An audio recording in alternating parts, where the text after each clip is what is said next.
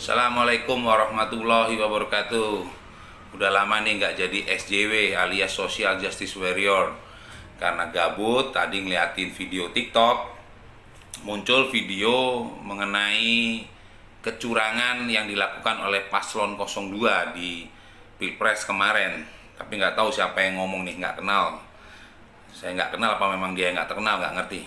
Tapi pada prinsipnya apa yang dia sampaikan merupakan sesuatu yang mentah, tidak berparameter, tidak beracuan. Nah, coba dulu deh lihat videonya ini, nanti kita komentarin bareng-bareng ya. Lihatin aja. Kecurangan ini mudah dibuktikan kok. Bagi teman-teman yang belajar pemilu, bagi teman-teman pemilu itu murah sekali ngelihat bahwa telah terjadi kecurangan karena janggal sekali. Contoh mas, misalnya kejanggalan. Tidak akan mungkin terjadi seperti ini dalam pemilu presiden. Ada partainya menang di parlemen, tapi calon presidennya kalah terendah. Ada partainya kalah di parlemen, tapi calon presidennya tertinggi. Bahkan jarak presentasinya terlalu jauh. Oke ya, udah kita dengar bareng-bareng tadi. Dia bilang sesuatu yang tidak mungkin ketika suara partainya tinggi, tapi suara capresnya jeblok, separuhnya aja nggak sampai. Ini sangat gampang dibantah, dan pembantahannya pun by fakta, by data. Di Bali sendiri, tempat di mana saya tinggal dan di mana saya mencoblos di pemilu kemarin, saya dalam waktu berapa hari sebelum masa Pilpres, saya itu keliling dari Kabupaten Karangasem, Gianyar, sampai ke Buleleng dan finish di Jembrane. Di sana saya ketemu banyak konstituen di akar rumput. Di antara mereka, khususnya orang-orang yang asli penduduk Bali di daerah tersebut, itu banyak yang bilang begini nih. Kebanyakan mereka bilang begini. Kalau partai kami pasti coblos PDI, nggak mungkin kami coblos di luar partai PDI karena itu sudah turun-temurun.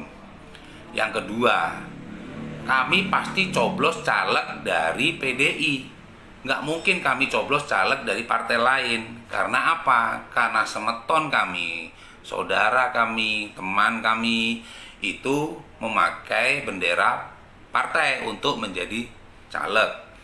Nah, tapi kalau urusan presiden pasti kami coblos 02. Nah, ini menarik nih. Kenapa mereka bilang pasti coblos 02? Di antara mereka banyak yang kecewa dari beberapa statement yang dilontarkan oleh Ketua Umum PDIP sendiri, yaitu Megawati. Salah satunya adalah di saat Megawati mengatakan mengenai Bandara Bali Internasional Buleleng Utara, Bandara Internasional Bali Utara alias BIBU.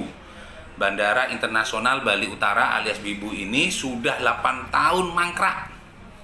Sudah ada blueprintnya, siap dibangun, tapi tidak jadi dibangun karena Ibu Megawati tidak menyetujui dengan alasan bahwa warga Bali tidak mendapatkan apa-apa di sana, bahkan tidak mendapatkan keuntungan apapun di sana, tidak ada manfaatnya di sana, dan malah merugikan warga Bali. Ada tuh videonya. Artinya pernyataan beliau dianggap bohong oleh banyak warga Bali. Karena apa?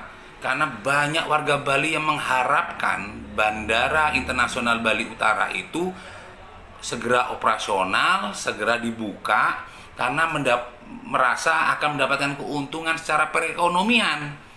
Selama ini pembangunan Bali berat di Bali Selatan, sedangkan di Bali Utara, Timur, dan Barat itu timpang. Nah, untuk bisa menyeimbangkan itu, maka dibuatlah akses transportasi, sarana transportasi, salah satunya bandara, untuk di Bali Utara. Kenapa? Karena dengan dibuka di Bali Utara, maka dampaknya di Bali Timur pun terasa. Dampak positifnya di Bali Barat juga terasa. Secara perekonomian kerakyatan tentunya. Dan pernyataan Megawati tersebut itu dirasa oleh warga Bali, khususnya di Buleleng, adalah kebohongan besar. Dan yang kedua, banyak di antara mereka yang kecewa atas pernyataan Ketua PDIP tersebut dengan mengatakan Bapak Jokowi kalau tidak di PDIP jadi apa? Mereka merasa tersinggung karena ketua partai telah menyinggung presiden yang merupakan simbol negara. Ini mereka merasa tersinggung.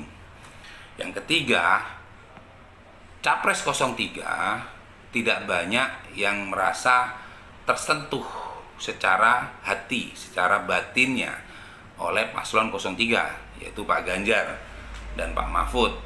Nah, beda di saat 2014 dan 2019, PDIP dan calon presidennya menang telak di Bali karena khususnya Pak Jokowi hatinya sudah tersentuh, batinnya sudah merasa ada ikatan, sehingga Pak Jokowi dirasa adalah bagian warga Bali, dirasa sebagian dari masyarakat Bali. Dan itu di saat jadi presiden di periode pertama dibuktikan oleh Pak Jokowi dengan pembangunan-pembangunan yang ada di Bali dan dirasakan betul oleh warga Bali.